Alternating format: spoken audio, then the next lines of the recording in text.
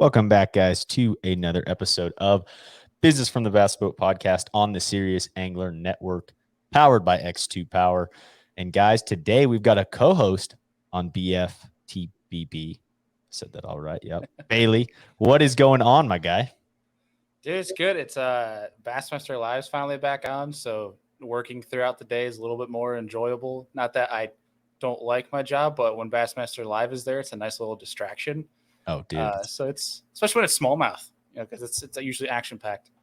It is, man. And I just love when they're catching them shallow like they are. And as always, these are pre-recorded at the end of the week and go out the following Monday morning. So we are in just the beginning stages here of the Elite Series on the St. Lawrence. And it has been so fun to watch shallow, smallmouth, clear water, and good camera footage, dude, when you're getting to see them eat and stuff.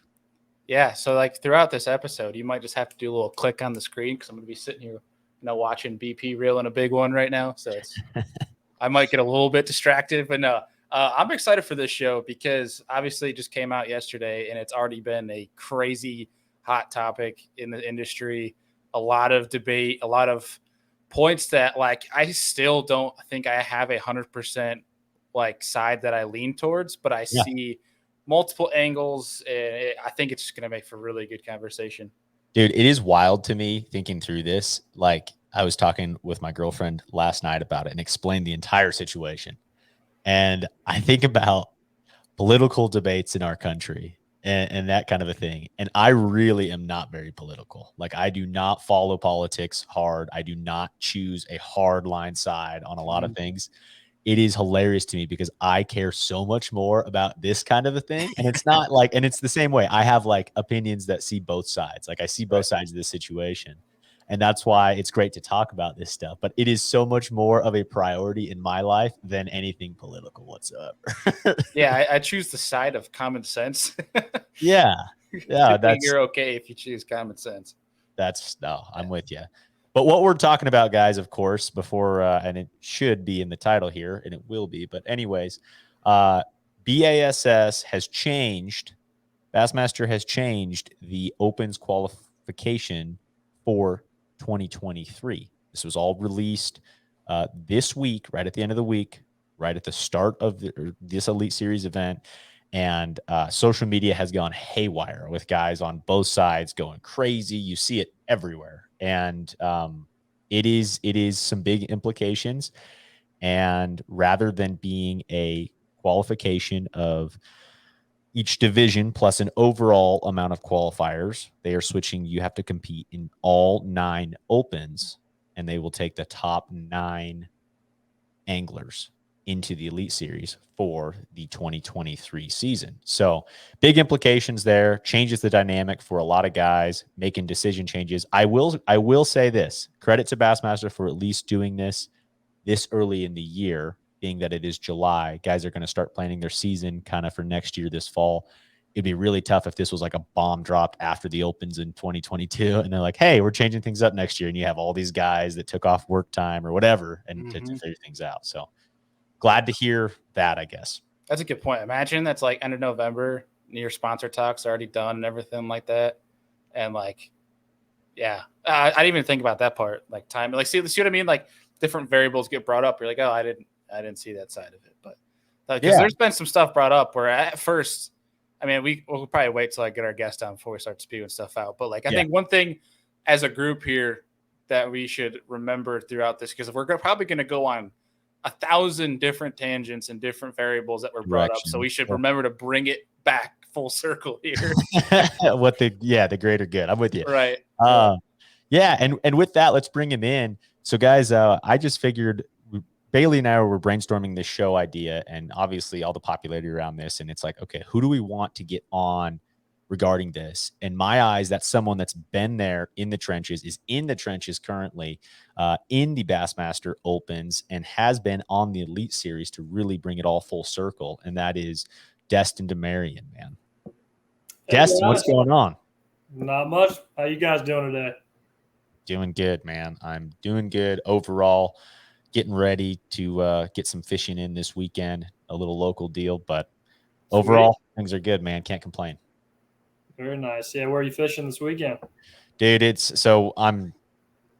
a desert lake. Is I would relate it to a Havasu, very similar to Havasu, very clear desert lake in southern Colorado that does not have big fish in it. And it is going to take, especially this time of the year, it's very tough. July, it's like Ohio River style. If I catch a limit that weighs 10, 11, you're doing good. You're doing things right. It's horrible. I feel like it's really hard to get excited. Those tournaments for are good though, because if you catch them like a limit, you're gonna be fine. There's I like them too. Oh yeah, I got 16 pounds. Everybody has 19. You're like, oh well, that's not very good. Well, like what's happened on the St. Lawrence is 20 isn't going to do it for you, man. Exactly. Yeah. Those grinder tournaments are good. They're fun every once in a while. Not every day. That'd be miserable, but builds character, man. I'm a big fan of the grinder tournaments. Because I think a slugfest is fun, but you always hear you guys talk about it's really hard to get ahead in a slugfest. But I will say it really is hard to get excited about a tournament where 9 pounds has you in the top 10. Agreed. And you're just please get 5 bites today, please. Mm-hmm. Yeah, when you're doing circles around the boat when you have a 2.5 pounder on because you don't want to lose it. That's what it's just Well, that's not exactly good TV. No. Well, man, Ken Sabine River. Yeah. But Ken was talking, he's like, dude, those when a keeper matters, it's funny how much different you act with that fish on versus when it's you've got 20 pounds and you've got a 3-pounder on. You're just get off. You're wanting to get everything off. But now it's a 14-inch. You're oh my, please. Oh, yeah. Dude, at Sabine River, I never got so excited about a 14-incher. I'd do a heel click when I caught a 14-incher. I caught a 3-pounder the second day, and they had me on camera Destin, you got 9 pounds. You're way ahead. I was heck yeah, man. I'm crushing them today. I'm doing it. Yeah. You ain't doing a heel click right now. Oh man, that's true. You're still in the boot, right? Yeah. It's pretty hard to do a heel click in the boot. I don't recommend it. I might have 2 boots on. 2 boots. Wait, what? No, you only got 1 boot. What's going on? Well, I said if you try to do a heel click, I might have 2 then after. Oh, okay. I was wait. No, I tore some ligaments in my ankle, and so I've been in the boot for about a week and a half or a month and a half, and actually have an MRI tomorrow to figure out if we're going to do surgery or not. Oh boy. Good luck, buddy. Yeah, good luck. Appreciate it. Nice. All right. Well, guys, let's get to the topic at hand. I know we've got a lot to talk about here just around this, the implications of this. And I think there's going to be a lot of opinions on all sides of this. And so that's why I think this is cool to have kind of 3 of us too on these different sides and where we all kind of see this and the ups and downs. I think there's ups and downs to everything. And there's nothing different about something like this.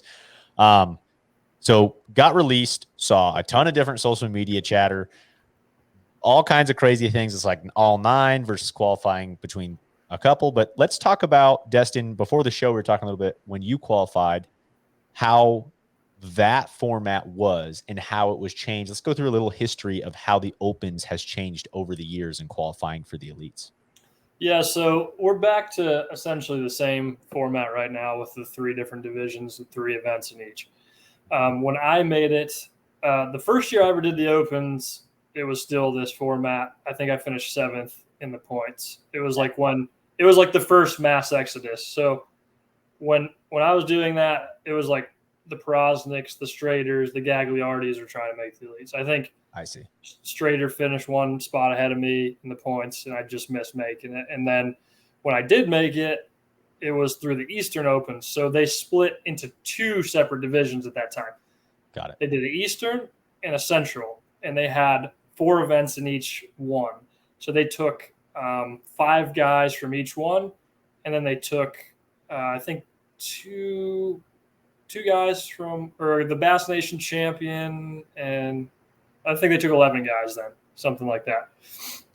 And it was still winning you're in the Classic. If you win a tournament, you go to the Classic, but it doesn't have any bearings on making the Elite Series. So it was good because you could kind of, if you just wanted to make the Classic, if you didn't really want to do this full time, then you could still do that. If you wanted to make the Elite Series, you could do it and have a chance just fishing 1 division or when I did it. It was 2 divisions. It was 4 events. It was a more eclectic, mix of Sure.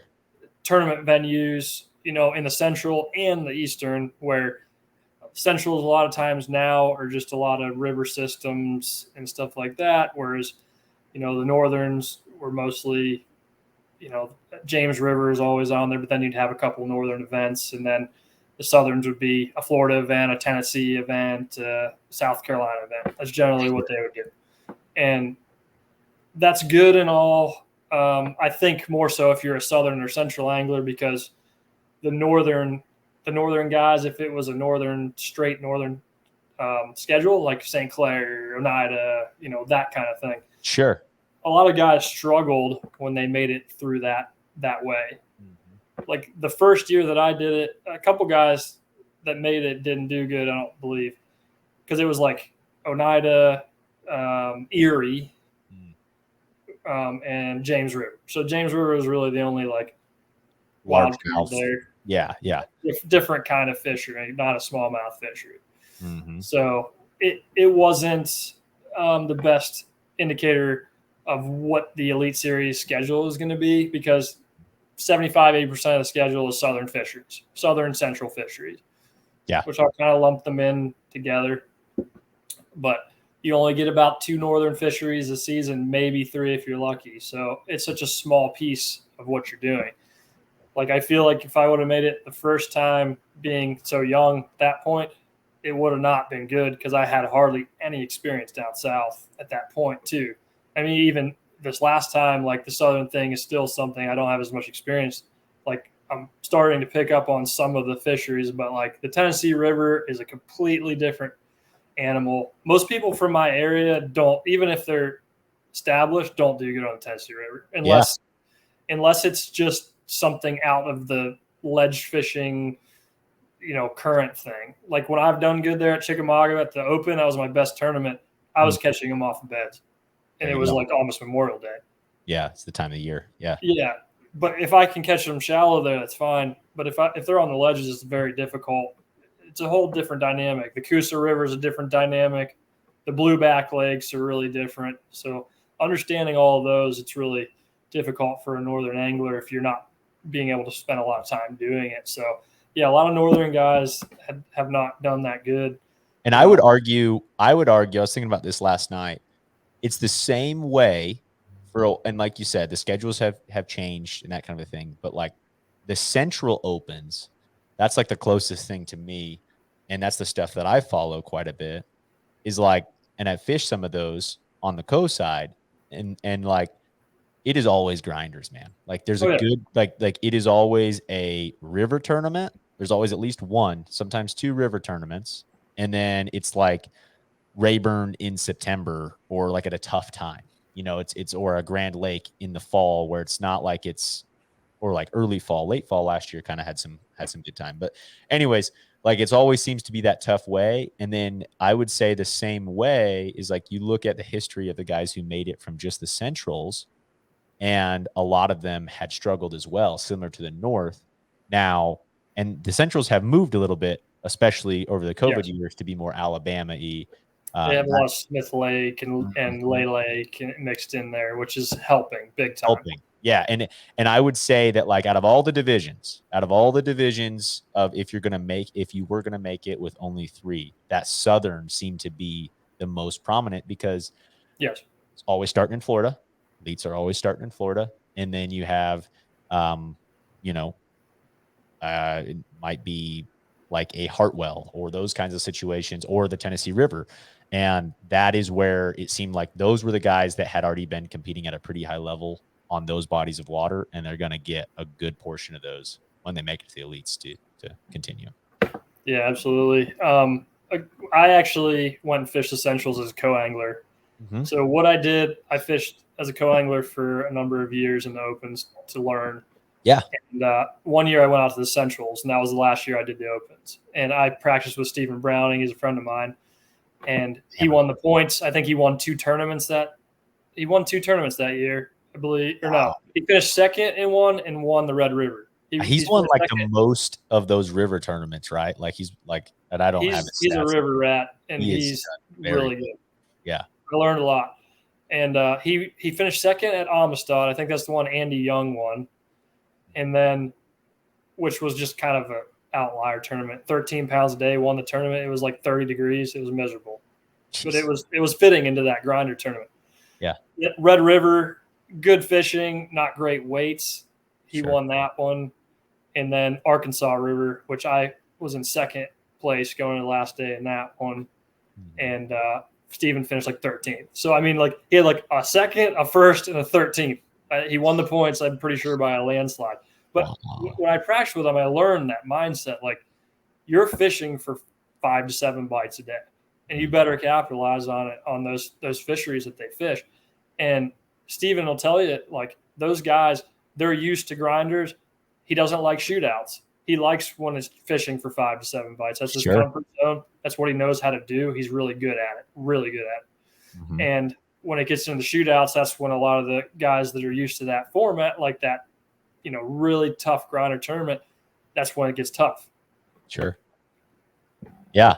Yeah. That's a good point. I mean, that makes sense to fit that region. And, man, I think what social media is portraying is it seems like there's guys that I've seen anyway on both sides of saying like, okay, this is horrible for bass fishing because it's making the working man not be able to make it to the pro level.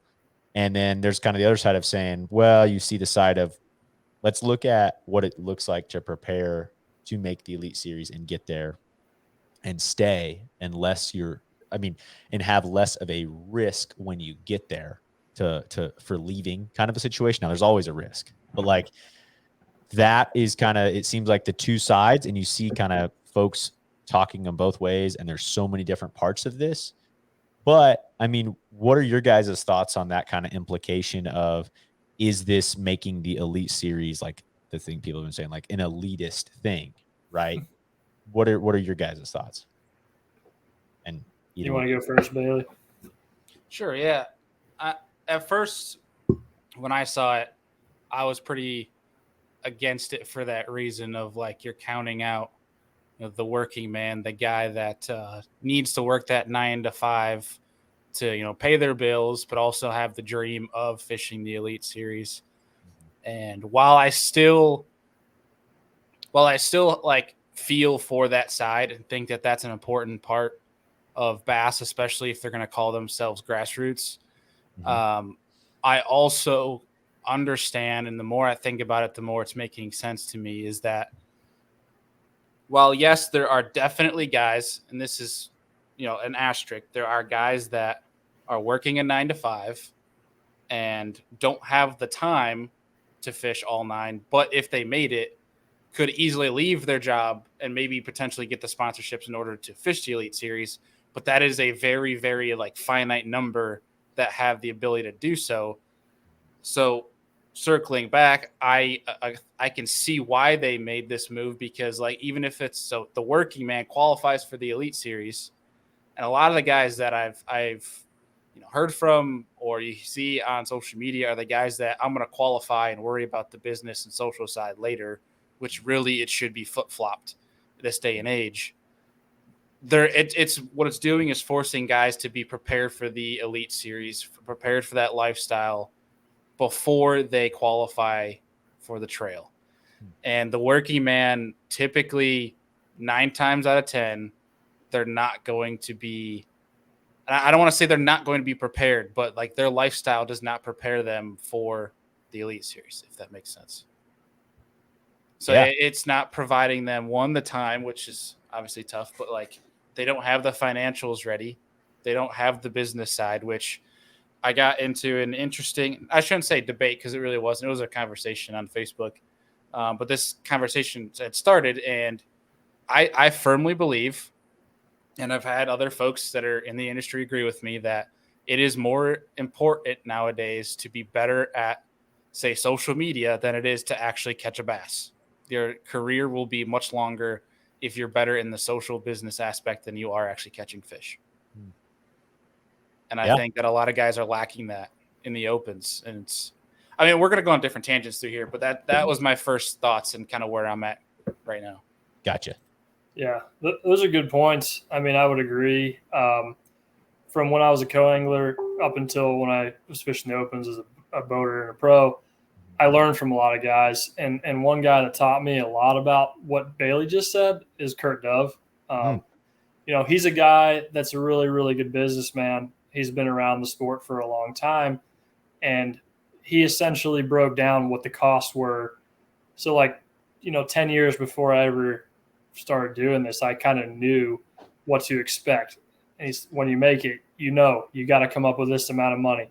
You have to have everything in place. You have to be prepared. And I think a lot of people get blindsided by that. It's a little bit of ignorance in the sense that, well, I can catch fish. Just everything should fall into place. That's not exactly how it happens. I mean, even in a sport I'd say NASCAR and golf are pretty similar to fishing in the sense of it takes a lot of money to play. Yeah. Okay. And you have to be marketable in order to be able to continue on in the sport.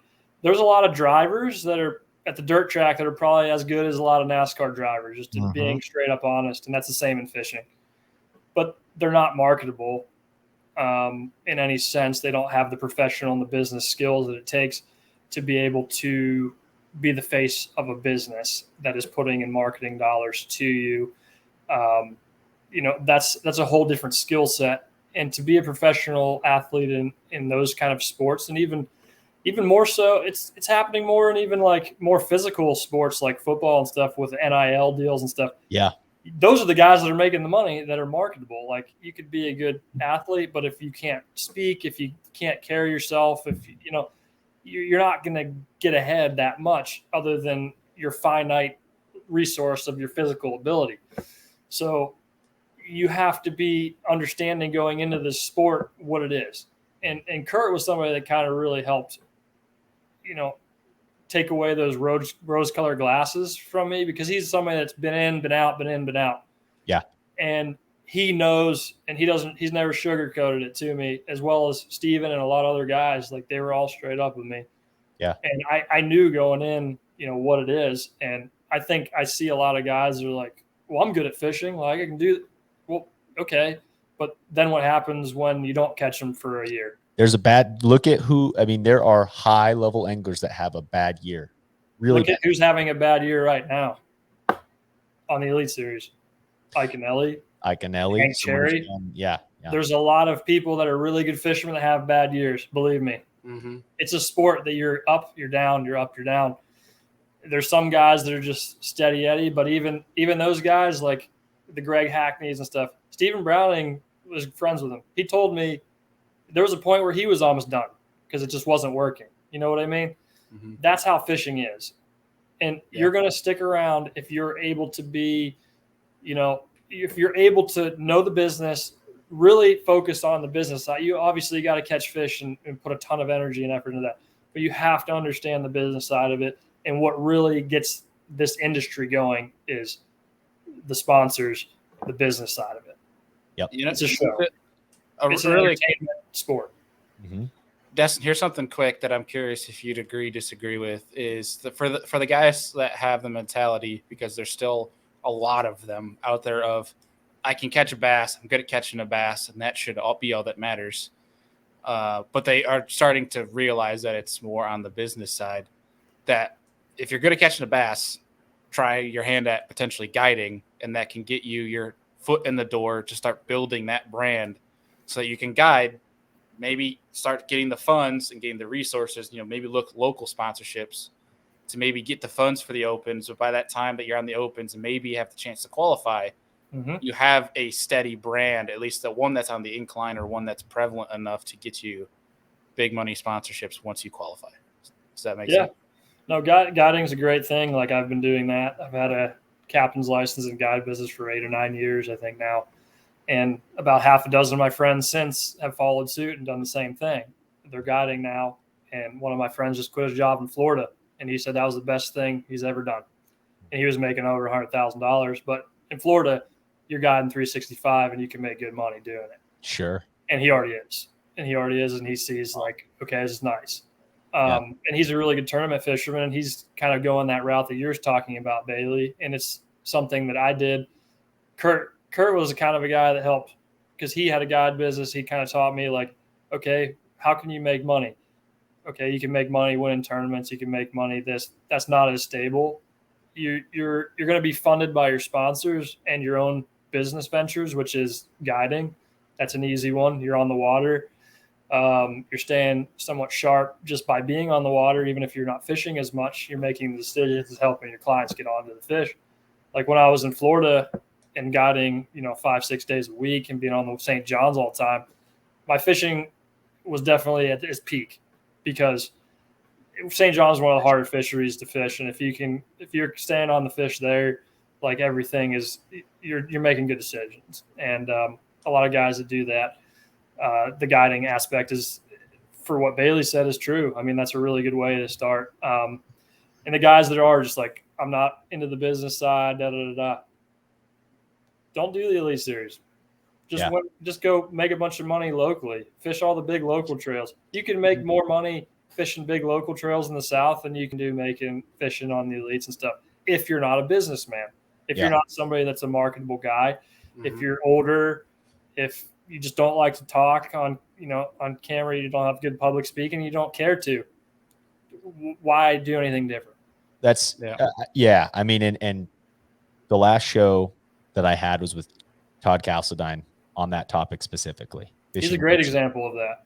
Phenomenal example of that, right? And he's like, I'm not going to ever tell anyone if you've got your sponsors lined up and you've got your route paid for to go fish professionally. But if you are looking at this from a dollars and cents standpoint on what your risk versus return is, look really hard at fishing at a local level, like at a high level, at a local level.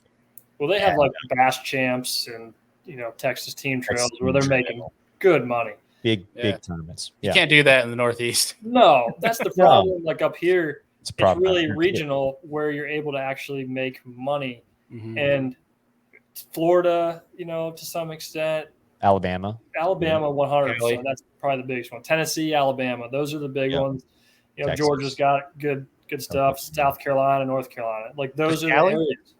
What's that? What about California? Can you do that in California? So I think now. Yeah, and and here's the thing, man. So a show that's going to be coming up after this too, which is phenomenal, talking about self-promotion, is Ken Ma, who has done a fantastic job out west. Yeah, he's tremendous. Tremendous. And his mindset, and we'll get back into, we'll rein it back in and talk about my thoughts on fishing or the aspect of being prepared going into the Elite Series. But his mindset on that stuff is so incredible. And what they're doing with the Apex and that kind of a thing, they're creating a platform to be able to fish professionally, right? At that Wild West Bass Trail. Yep. So it's the Wild West Best Trail, and then the Apex Series with that. And then he fishes all of the Toyota series out there. But like those platforms are where he sees the value of having that professional level angler and guys representing high level brands. I mean, his sponsorship portfolio is extremely strong. I mean, I would put it up there with Elite Series level guys, higher, in some situations. Like he has dedicated a lot of time to that self-promotion side of things. And we were just talking about problems in the industry in general with where folks don't see the value in that. And no, I think that's a possibility more and more on the West Coast. There's less anglers. Like we talked, the number of tournament anglers, a good tournament is in that low hundreds, right? Versus a Texas Team Trail that's got 250 boats, right? So there's just a numbers difference, but like they're able to build that platform. That's what they're trying to do, is make it a viable option to the guys out west. So it's kind of they're doing a good job of it too. I think so too. Man. Yeah, I think there's two really hard facts that I think people are having a really hard time coming to terms with, which I understand, but it's just got to be one of those things that you're going to have to accept it. And if you can't deal with that, then you probably aren't cut out for what it like modern times in terms of professional fishing. And that one that Destin already touched on, like if you aren't good with the media or social side, you're either going to really struggle financially or it's just not cut out for you. And then two, I've kept hearing a lot of people say it's now a rich man's sport, but it's like everything in life is becoming a rich man's sport. Well, and I don't know if it's ever, I mean, here recently, it's hard to look at something where even if you're fishing 3 tournaments a year and you've got an $80,000 boat, a $50,000 boat, whatever it may be, like it's not exactly a cheap deal as it is now. Like you can't sit here and argue that now it's a rich man's sport. Like it's been that way. Right. Yeah. Like maybe Bailey's got something with this kayak thing. 100%, man. There's a reason I ain't leaving it. I mean, I don't have money, but like, well, I and don't the plan on fact that leaving you're it. winning like everything. Yeah, that too. He's hammered. You and Drew Gregory. No, that's, and so here's my personal perspective on this. So I went from being 9 to 5, the company I work for and still work for, I independent contract for, and work more than I ever have outside of fishing. Right. But the reason I did that was because I was only allotted a very small amount of vacation days and was fishing the local stuff and was like, man, I can't even go fish a state qualifier for a week because it eats up my vacation days. So I went independent contractor and fished the Central Toyotas as a boater 2 years ago. Now that was an eye-opening experience for me because you look at it like, okay, I know how much I'm spending. I know how I can make. I had a great first tournament, cashed a good check. And it's like, you think about all that stuff, but until you actually do it and you look at the numbers, and I was like, I really didn't make any money here. Like that was a lot of travel for me from Colorado to go to Lake of the Ozarks. And then I looked at the other next 2 tournaments where I didn't do well. And it's like, without some sort of promotion and staying power, like this is not feasible. Like this is in Toyota Series, like at a podcast on the Toyota Series versus the Opens, similar situations, I would say in some respect, the Toyota Series is a better bang for your buck with the championship. Anyways, so I took a year back this year and I'm fishing stuff as a co-angler. So I'm fishing, I'll be up at Champlain fishing as a co-angler and the Toyota Series up there to get my wild card to get my 4 in because I looked at the numbers. What? Jealous. Yeah, dude. Champlain, man. I've never been. Horrible So you'll love it. You'll have a so blast. excited, dude. There's no fish. Nothing there, No, huh? nothing. Horrible. It's like the grinders that we were talking about. Same deal. Yes. But anyways, like I took a hard look at where I was as an angler and what the numbers looked like. And it's like, to me, that is such a, I want to set myself up for that position. And how I have always viewed this after looking at the numbers is I think the only reason to fish a division of the Opens and or a division of the Toyota Series, like it doesn't pencil very well without any sponsorship dollars, but it's a, like if you can, a lot of guys I think are upset because you could justify the funds to fish 3 versus fishing 9 and have your shot, but like your shot's very low. But my biggest thing is I've always viewed this as I'm finding out that I'm a more at risk adverse person than I thought I was in the fishing world and going from a 9 to 5 to independent contractor. But it's like, my viewpoint is fish a division of the Toyota Series, get good, maybe fish 2 divisions of the Toyota Series, and this was when the Opens were 3, and get to that point to where you're comfortable on different bodies of water. And then the best route and the best odds have always been to fish all nine Opens. So like my viewpoint was always try and get to a point to where you feel comfortable and build that brand, build your portfolio in those level events, and then push into all 9 and set yourself up, because you're going to need to be prepared at that next one, because how can you go pay $40,000 to fish a season of 9 Opens and then turn around and then pay $100,000 to fish the elites after it's all said and done with expenses and that kind of a thing. And that's always been my thought process with it. So I don't know if people have been blinders on to what it really means to fish at that top level. And that, I mean, checks just don't come in the door after you make it, you know? I don't know. Like, and that's, it's like, well, it's stopping the guys to have a chance. Well, it's like, dude, it may be saving guys, because financially, if you make it in 3, you're not realizing what you're about to take on, including myself. Like even just fishing dude, I didn't realize how expensive it was until I went and did it. I was like, holy crap. I can't imagine doing this and also paying a $5,000 entry fee. Well, and 9 of them, I mean, yeah. I don't know. Well, going back to your point though, like people that fish only 3 of them, right, in the hopes of making it. And then this is where the big conversation is in terms of financials. I think a lot of people aren't asking themselves the hard questions of if you're a guy that makes it in 3, one, can you afford to leave your job to fish the whole Elite Series schedule? If you can't, how do you expect to fish that schedule already? Because you can't take time off to fish the 9 opens, right? If you can't do that, then why are you fishing it? Why are you not taking that time to save your money, work for another 5 to 10 years and then take another stab at it once you have a better pad?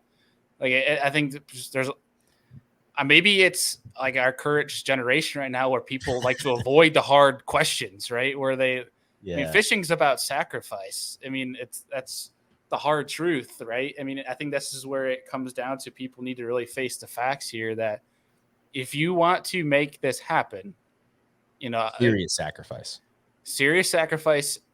If you want to make it happen, you will find a way of doing that. If a job is getting in the way, you will find a way around it. You might find a different occupation. That sounds way easier saying that versus actually doing it. Yeah. But like, I don't know. The part of me still feels for those that like in certain situations. But I will also say too, like if you're a family man and you complain that because you're a family man, you can't take the time for that, then maybe you should, what you exactly just said could be a reason why maybe you shouldn't try to go after that at that point. You know what I mean? True. Well, dude, I think Destin made a great point comparing it to other sports. Like, and I'm thinking about it from like a golf perspective. Like there are so many guys that are weekender golf guys. Like, and there are so many guys that are bass weekender guys. There is no one that is playing golf on the weekends that is trying to go golf professionally.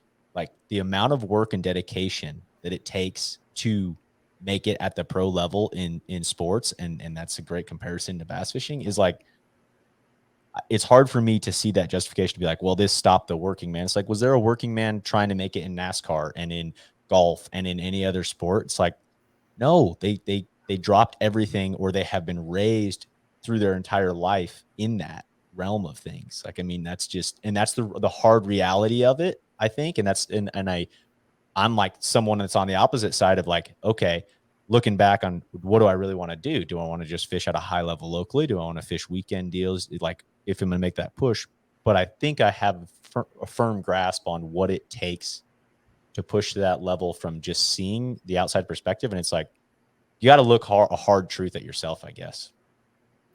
I think that's 2/3. I think that was a really good point. I think that's 2/3 of what you're looking at for people that want to fish. The other third, which has been brought up a lot on Facebook and stuff, is being rich. And you do have, like, there's a lot of guys that fish professionally that just come from really wealthy backgrounds. Mm-hmm. That is part of it. And that's, I think, the big gripe for a lot of these working man people that, myself included, I was just born into a low middle class family, like it's hard to get out of that to fish, to fish professionally, to do NASCAR, to do the golf, whatever. You can do it. There's no question. There's a handful of guys that fish professionally that have, but it's the exception, not the norm. Sure. Right. And it's a good point. I get that gripe on it. And I do. And I agree with you. Like, either you've just been brought up in it in your whole life. Like you're seeing a lot of these pros kids now doing it, like the Alton Jones Jr., the Laker Howell, like those guys. That's a really good point too. Because it's kind of your trade. It's, if your dad was a tailor or whatever, you learn how to be a tailor and that's what you do. Like, because you have that leg up in that sense. So there is a few different trains of thought, I think, in people that are doing it at this level. But I get the gripe from the working man for why they're a little bit displeased with this. And like I said, I'm not necessarily mad about this or, happy about it. I'm still deciding what I think for myself, how I feel about it. But I do see all the perspectives as far as, these people feel this way, that it's becoming an elitist sport, which your point is true. Like we talked, it's always been for the most part. However, I will take that back. Before 2008, I know a lot of the guys that were just in the sport elites. before. Yeah. They were getting 2, 3 free boats a year, 3 motors. There was so much more money in that late 90s, early 2000s. Walmart sponsorships. Wild. That was the peak when a lot of the guys. But here's the other on the flip side. So those guys that got in at that point are the ones they're trying to keep in right now. So I do understand that perspective, because a lot of those guys were kind of grandfathered in the sense that they got that. Now guys are scraping and clawing for peanuts. You know what I mean? Yep. That's what's changed the sport. And that could be a testament to our decadence as Americans, or it could just be a testament to the changing of the sport. And I think even in golf and all that, it was different. I think it was similar to that too, back in the day, where it was a lot like that. And I know that's probably going to PO a lot of people that I know off saying a lot of that, but it is the truth. Yeah. One thing quick before we go off on another tangent that I just want to bring up, kind of more not really about the topic, but it kind of irks me, is the amount of people that blame, seems like they're blaming and using it as an excuse when other people have money. Oh, dude. Yeah. I'm not a fan about the whole. I'm not about the whole pity party thing. Just because you don't have money, and look, I feel for the working man, or the, when you're not born with money, like a Laker Howell, just because he was born into the sport and may be a little bit more well off than others, don't blame him for that. I mean, it's not to mean he's not grinding his butt off to achieve his dream. Just same way as you are. There's nothing wrong with that. Yeah. I think the point is that a lot of guys have is it's that much harder for somebody that doesn't have that. Which this is the quote that I hear more often than not that has always irked me. Must be nice. That's what people say. Must be nice. And even though I don't have any money and I never really have, I'm in an okay place. Me and my family are good. However, now, but when people say, even when I had absolute nothing, it just bothered me.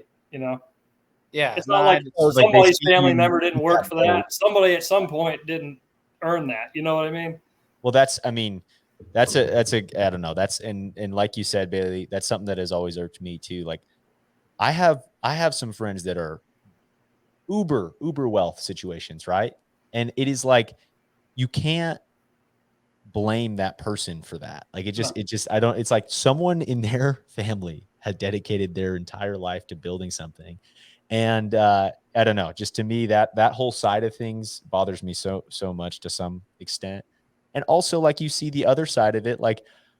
I've got friends now that have grinded to build a business that had, you watched it go from, nothing to what they are now, and they can fish whenever they want, and they don't have to worry about sponsors. They can go and you know what, and I understand that people are oh, must be nice. That guy doesn't have to worry about his gas bill when he goes to this place. And it's yeah, but he worked his tail off to get there. I don't know. That's just, and that's why he's able to go take his boat and go do whatever he wants. That circles back too to what we were talking about, where people are just going to have to accept a few different facts of life right now, and that part of that is that and that's not just bass fishing. That's life, dude. And that's part of it. It's if you're not well off, but you want to chase this dream, you're just going to have to accept the fact that your road is going to be a little bit more challenging. Correct. Whereas that person might be able to get a little crazy with meals at an Airbnb. Whereas you're sleeping in your truck off of PB&J's. And you're eating your PB&J's. It's just how much you want it. That's really what it is. It's all going to come back to that. How much do you want to chase that? If your cons don't outweigh if your pros don't outweigh your cons, it's probably not the smart decision. Mm-hmm. I wanted to make another point to what you were saying, Bailey, about the guy working for 5 or 10 years and then going after it, and also tie into what you said, Deakin, which was the risk adverseness. So this is really micro level, but the fact of the matter is I find a lot of guys yeah, I'm going to do it. I just got to get to that. But then when they get to that stage, I can't do it. I got a family, I got this business, as you were saying, Makes sense. I got this other thing going on. So like now I can't. And as you age, as you get older, your risk adverseness, even if you are extremely risk adverse to begin with, it usually starts going down. I agree. So a lot of the guys, maybe in their older age, will do it if they have an exuberant amounts of money and time and stuff. But generally, they're not giving their best take on what they could have when they were younger. And that's something I also saw, because I mean, I fished as a co-angler. I got to fish with like people like Dave Smith, who's a billionaire, who fished on the Elite Series and stuff. I got to fish with people that were, poor. I got to fish with people that, were like about to win the Classic. I got to like all these people in different stages, and I kind of see like, okay, in the sport, you want to get in when you're young. A, because you're marketable at that age, and B, because you're hungry. And when you get older, you lose that. You lose both of those things. And as myself, when I was evaluating it, and like Deakin, like you're doing now, I did it as a co-angler. I came in as I was 21 years old with no tournament experience. I started fishing as a co-angler. Said, okay, this is how I'm going to learn. And within 5 years, I almost made the Elite Series my first year. And that's from learning. But you have to put yourself in that position. Like, I'm not good enough. I don't know enough yet. I'm going to learn, because these people are smarter and better than I am. And I'm going to soak it in, and I'm going to take the lumps and take a 0 here and there because they're sight fishing or whatever. It's and going and deal with it. That's the kind of stuff you're going to have to go through. But if you really want it, you can get it. There's no question. There's no question that you can get to that level. And ultimately, you have to really evaluate it and be realistic, like we've been talking about. Do you want to have a family? Do you want to, live in one area and be home and have a community? You're not going to have those things really if you do this. I mean, I'm just going to be straight up with you. I think I was on 27, 8 weeks, the last 2 years minimum. That's more than half the year. Like at the end of it, it was like more than half the year. I think it was 28 weeks. Mm-hmm. So yeah, that's a little more than half the year.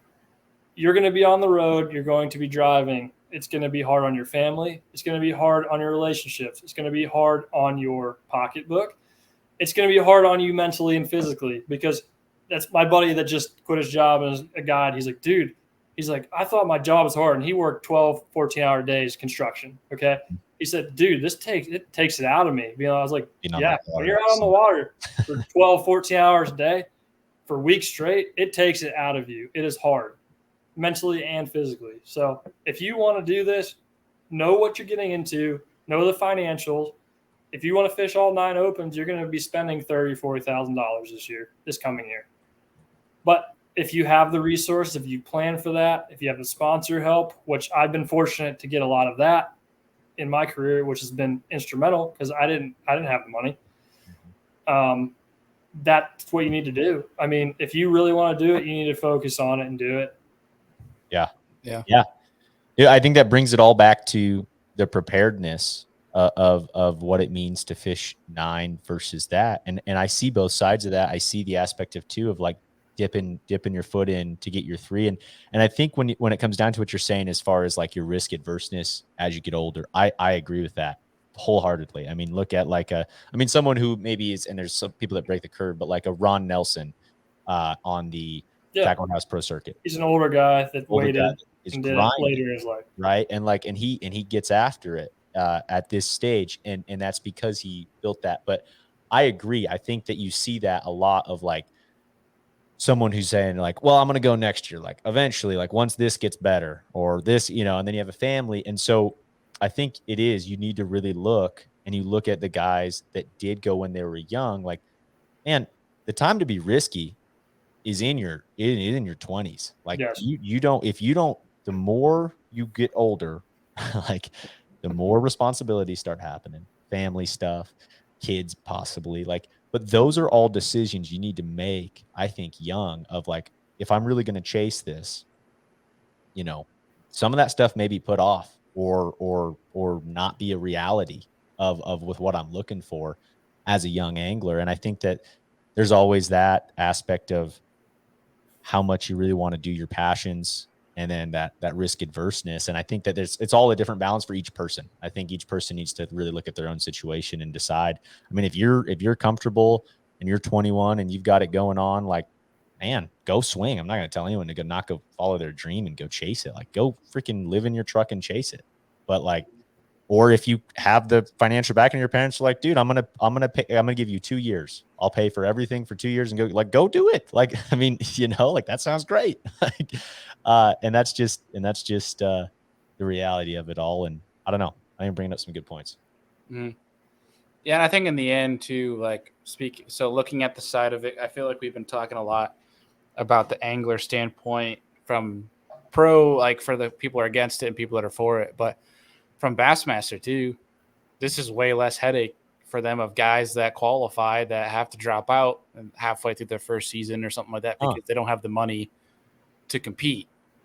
And I do think in turn, I think long term it'll make for a better process of, well, I should say this.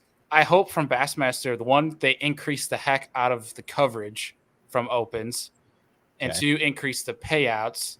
And I think long term, you'll create a better funnel to the Elite Series by doing this. In terms of just anglers that can make the cut and, actually last long term on the Elite Series if they're good enough. I don't think that's been a big issue recently with people dropping out that are rookies. I think just being in it myself and seeing most of the guys that are dropping out are older, that have been in there for a couple of years, that are just done. Like last year, a few people didn't make the end of the northern swing. They were all multi-year guys. They all right, I'll take that back then.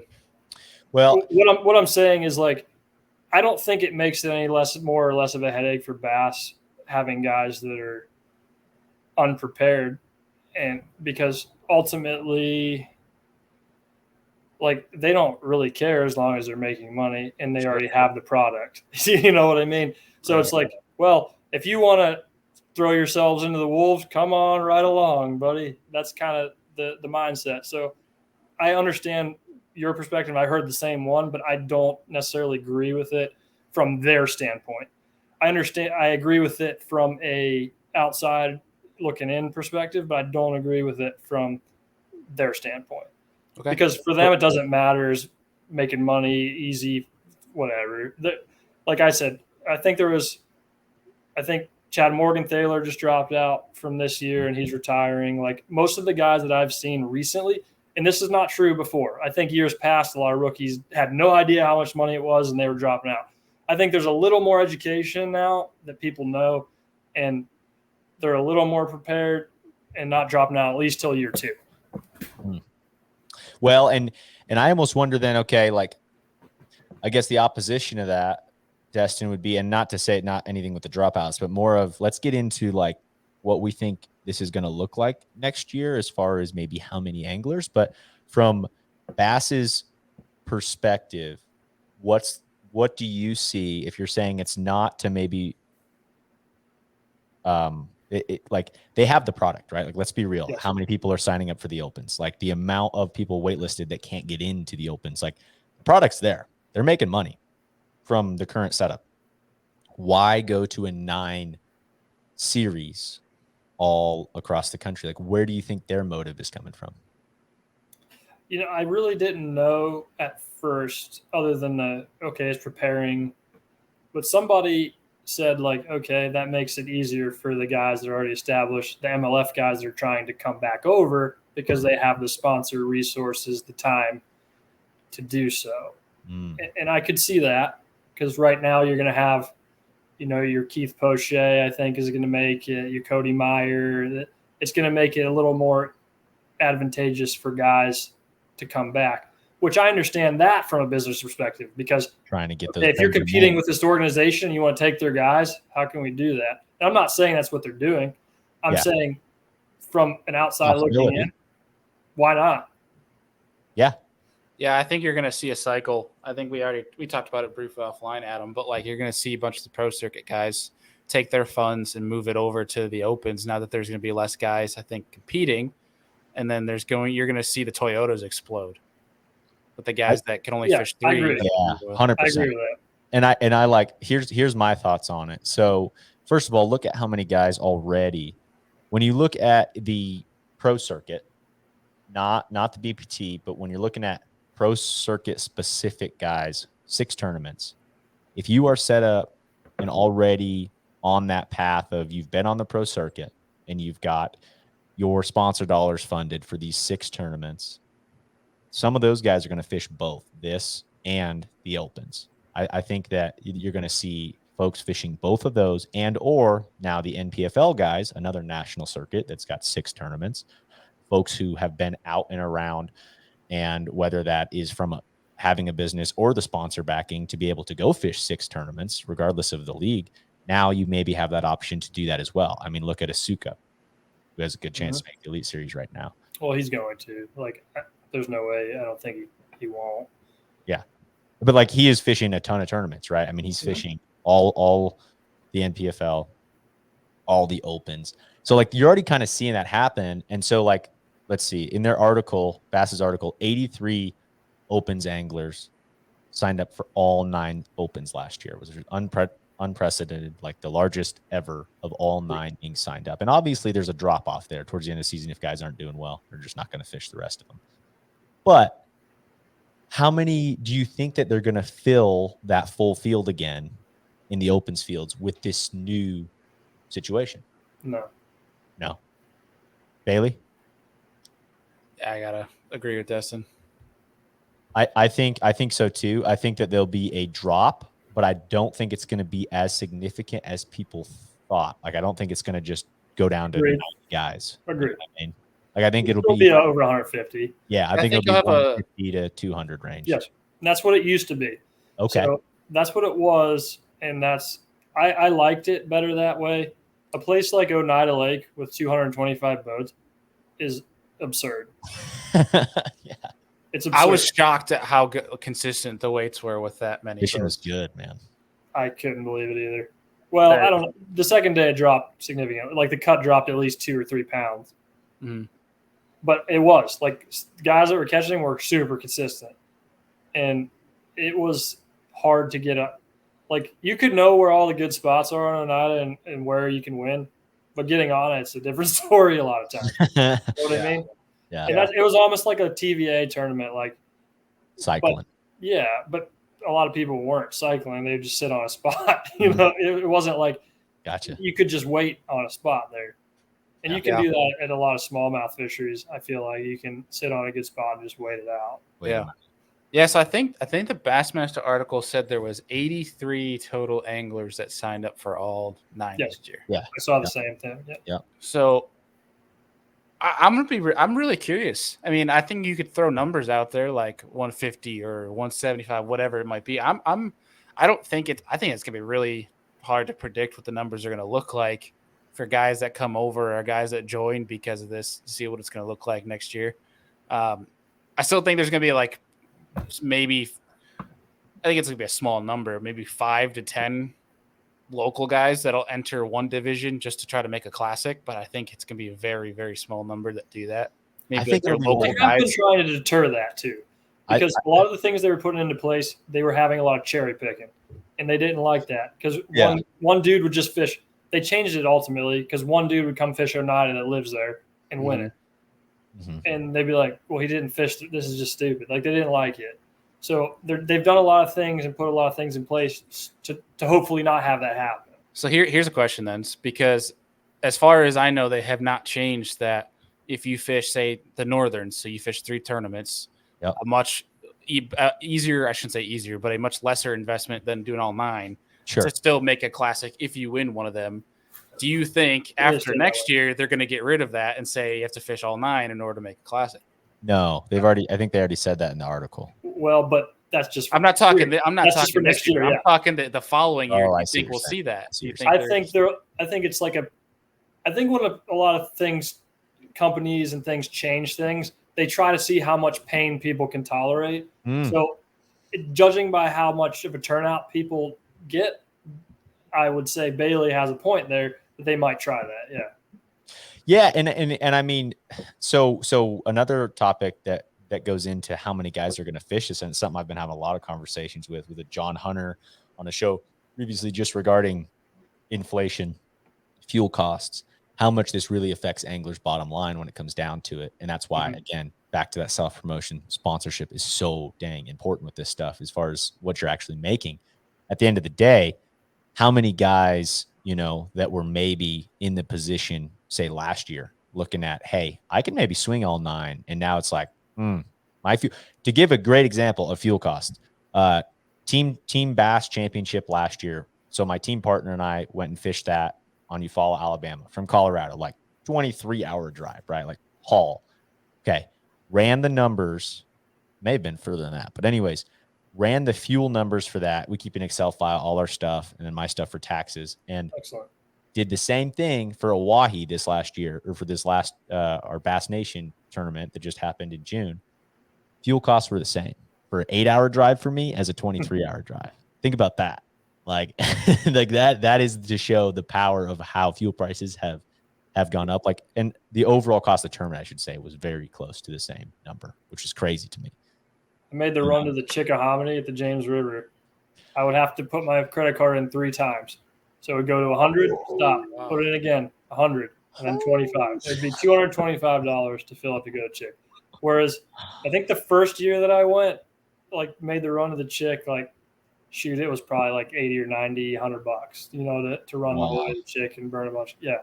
So do you want to get into the kayak game now, or it crossed my mind? No. Dude, hey, you would do great. That's all I'm saying. You do great. I like it, man. The payouts are getting more every year. That's all I'm saying. But your costs are going up too, Bailey. You still got to go drive to Alabama and stuff. I mean, if you add on the hours of the drive, of course, and you're getting 25 miles to a gallon instead of 10 when you're pulling. Correct.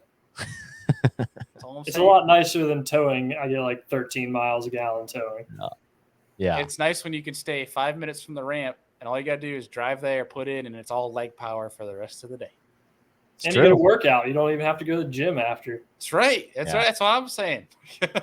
Dude, and on the premise of this show, being that it's business from the bass boat, like one thing too, I'd love to get in a topic in the future, Bailey, and remind me just when we talk about future shows is like I have learned on how to make tournament fishing fairly cheap. Like not saying like you're willing to do boats and that kind of thing, but like if you're willing, like dude, I sleep in the truck bed camper so often. I mean, like that campsites are a lot cheaper, and that's okay, especially when it's like a weekend tournament. Like I don't mind it. Like 8 days in a row in the truck bed might be tough. Like, but guys do it, Yeah. And so I don't know. It'd be a good topic just on how to cut costs, because it's going to be very expensive, I think, the way things are looking next year. Yeah, I'd be happy to give you some pointers. There we go. It'd be cool to compare that, because I know obviously we're talking the opens right here, so I'll make this quick. But like, at least in the kayak game, you can make that extremely, extremely cheap and like really maximize your ROI. Like the Eufaula tournament I won, my biggest expense was gas, and that was just driving there and back. I think I spent $90 on groceries throughout the week, and it was like, I think total it was $230 something to stay at the campground I was at for 7 nights. Like, yeah, if you're like I was saying earlier, if you're willing to tent it up or sleep in your truck and eat PB&Js for breakfast, lunch, and dinner, you can make it happen. You can make it cheap. That's right. You can do that, or you can stay at a house with like 20 guys and just pile on top of each other, basically. Because that's about $200 to $300. Yeah, dude. The amount of times that like I've always looked at it like, if I can get 4 guys in an Airbnb, it's the same as a campsite cost. Like, yeah, exactly. Almost exactly. We travel in the opens with 3 to 4 guys, and we stay at a house. And it's almost always, and we're staying for a week or more, $400 or $500 a person. And then you got it's safe for your boat. You got a place to plug in. You can spread out. You can cook so you don't, waste money going out all the time. Yeah. No, man, exactly. I feel the same way. That's how I've always looked at it. Just you can lower your costs. But go, guys. Well, any wrap up thoughts here on next year and all of this stuff going into this? I think obviously it's a hot topic, being that it was posted yesterday, and it does impact a lot of people that are only able to fish the one division. And I think it'll stay salty for a decent amount of folks, but I think you look a year from now, there people are might understand. I mean, again, it's going to depend on how this plays out and what the live coverage looks like and the payouts. I think if everything stays the same, I think there's going to be even more people pissed off. But I think depending on how it plays out, I think people are going to forget about it and kind of maybe understand the move. But you're still, I mean, regardless of whatever happens, you're always going to have your people pissed off. Oh, dude, no matter what, it could have been. Yeah. You can only qualify by fishing 3, and guys would have been up in arms. You know what I mean? Yeah. Like there was no overall. You know. The problem is anytime you change something, everybody's got an opinion on it, and always people don't like when things change because everybody's used to status quo. And I don't think it's a bad thing that they're changing it. And I've told you, I'm not necessarily mad nor happy about it. I'm still kind of evaluating what I think and what I'm going to do next year. Because I only fished 2 divisions this year. I did not want to fish all 9, and I could have. Yeah. Mostly because financially and time-wise, it just doesn't – when you have a family and stuff, it does change it. Like, it's hard. Sure. It's very hard. And so it's going to be a hard decision to think about, what to do.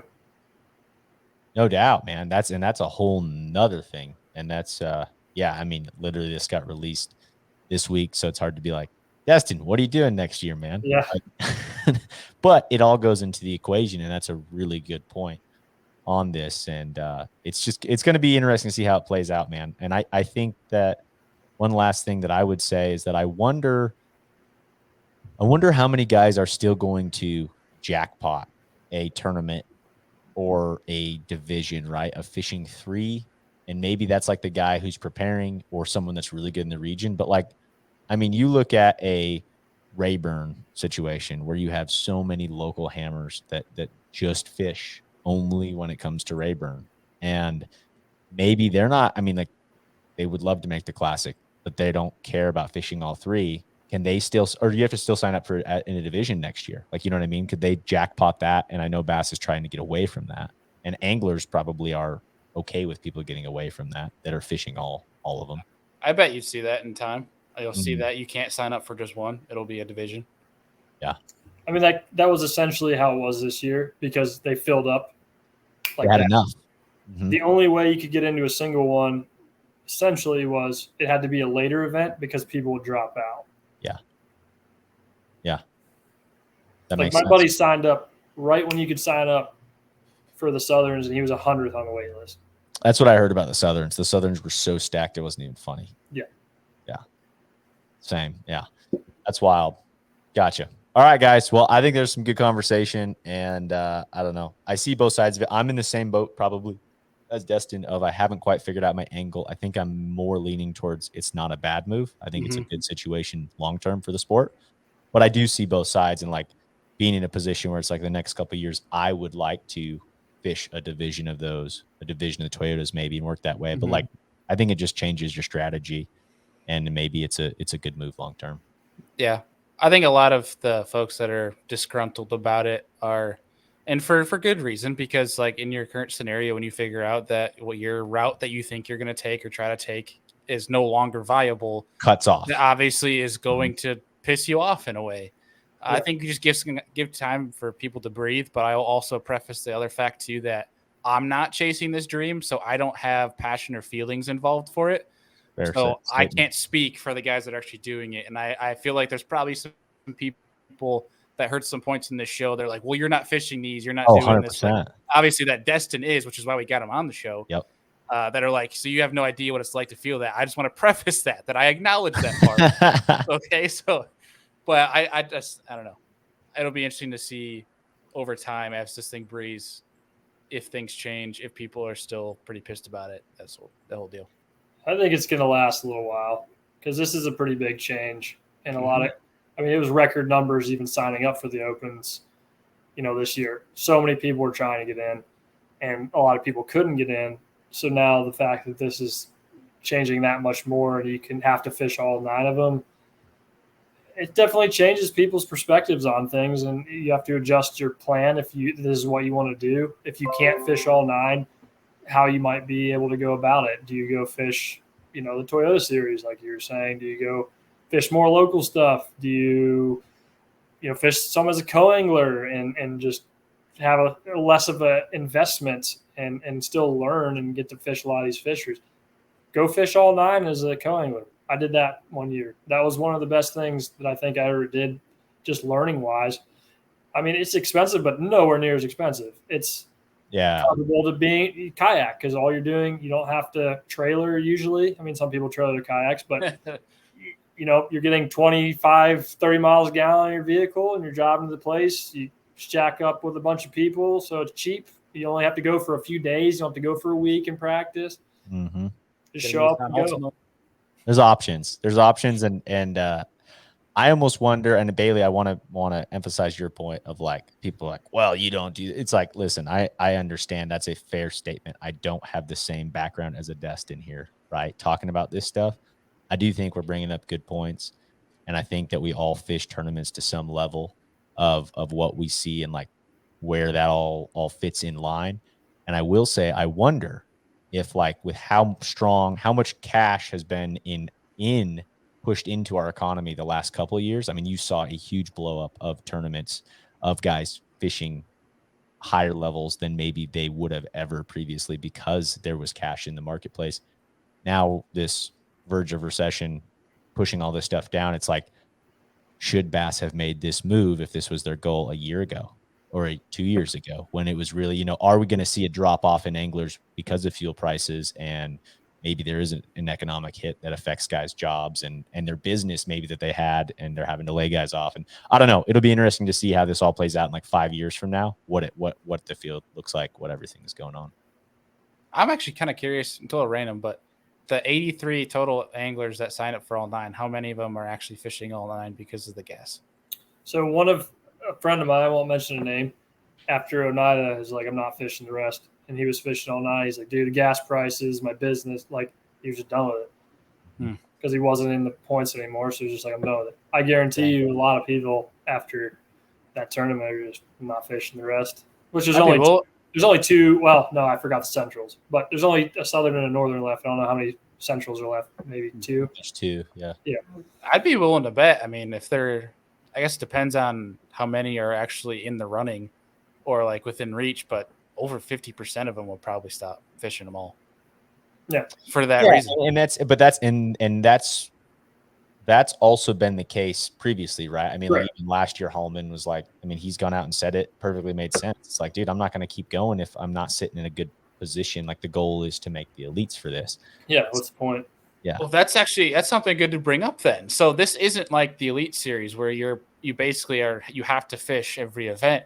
How much, like, what are the numbers going to look like for tournaments at the end of the year? That's a really having to fish all 9. Is there going to be a huge drop off where you only have 60 guys fishing the tournament? But I think to the point that you made, like they want to get people that are going to stick around. I don't think that is inviting people to stick around and doing the 9, because you're going to have half the field drop out by the last couple tournaments. I'm still trying to really see, like, they get their balance though. They keep their balance. They don't get, but they just don't pay, or they keep their deposit. They don't pay the balance. Don't pay into that. But like, to me, you think about this, like I'm still struggling with what is Bass's motive here. And I think it's more along the lines of preparing anglers, because that's a negative thing for your business too. Like if you're going to have a big drop off on the 9th tournament of the year, like when you would have had 225 the year previously of entry fees, that's helping you and that's helping payback. But like, I don't know where that's all coming from, but it's interesting. Yeah. It's definitely thought provoking, and everybody's got an opinion on it. So it'll be interesting to see how things play out, because it's a big change. Yeah. Huge change. Cool. I'm looking forward to seeing more platforms talk about this. Maybe some things missed. Think about it. Yeah. I think that's what's going to be cool about it, is like someone's going to listen to our thing and be like, oh, you guys are dumb. You missed this part. And then it's like, oh man, this other guy had it, so I don't know. I'm excited to see, like someone poses like the amount of YouTube content, podcast content, social media, like is going to be wicked in these. I'm looking forward to seeing the YouTube thumbnails for this. I know, especially yours. I can't wait, Bailey. You're going to make some magic happen, dude. I'm going to try. I'm just more thinking of other channels that are way, like, we're not ruthless at all. mean, we might touch a little bit on the clickbaity side sometimes, but like people that do not Buildings burning, just like I'm looking forward to seeing Randy Blockett's thumbnails, dude. Like that man is not afraid. He's got great points, but he's not afraid of a clickbait title or thumbnail. It's gonna be interesting. Boycott the elites. Someone's gonna say it. Someone's of course. Say it. Oh, 100%. Yeah. All right, guys. Well, Destin, before I let you go, just because you haven't been on Business from the Bass Boat directly, I would like to hear your biggest largemouth, smallmouth, spotted bass, where you were when you caught them, and then we'll let you guys go. Oh, cool. I didn't know this was – I know the serious angler dynamic, what he used to ask me all the time at the end. So right. Biggest largemouth, St. John's, 9.5. Nice. Seth Fider landed it for me. First day I ever fished St. John's. Oh, wow. and he had caught a 13 the year before. So he, dude, it's bigger than that. It's the biggest one I've ever seen. Because their heads at St. John's are so freaking big, but their bodies are just, not quite as stout. Okay. So it looked like it was all of like 12, 13 pounds. But it was like what was that on? A speed worm. Nice. That's not fun at all. No. I set the hook and I was like, boring bite. Oh my gosh. And it's like it went under his boat, was jumping behind us, came back under somehow. It's a tarpon. Nuts. Yeah. It was nuts. That's awesome. Smallmouth, 7.2 here in Erie, PA. Dang. I caught it in college when I was on a pier. When I fished from the pier. No way. Yeah. Wow. I'm mad you said a pier because I was going to ask for waypoints. I could give you. It's called the South Pier. No, you're good. Pennsylvania.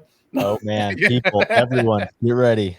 Yeah, it's gonna be crowded. It's gonna blow up. I've caught a lot of upper sixes, like 6.14, 6.12, 13, 14s, but 7.2 is the biggest. That's a giant, dude. Yeah. And then Spot. Spot was at Smith Lake practicing for an open when I was traveling with Seth. And that was on an A rig. It was like a little over 5. Dang. Yeah. Like, yeah. It's a nice spot. It was nice. Nobody even in the house, I don't even think went out fishing except he and I went out for a few hours, like froze our butts off in the rain and the cold. It was like 30 degrees. And we caught a couple of hammers and we're like, all right, let's go. Let's go. That's awesome. Yeah. Awesome.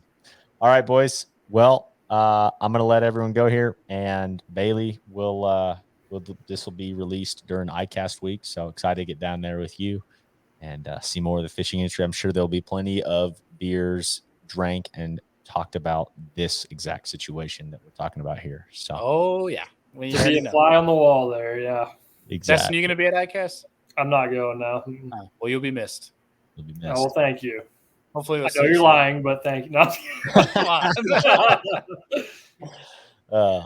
Awesome. All right, guys. Well, have a great rest of your day, and tune in next week, folks, for another good Business from the Bass Boat and all the stuff we got going on the Serious Angler platform.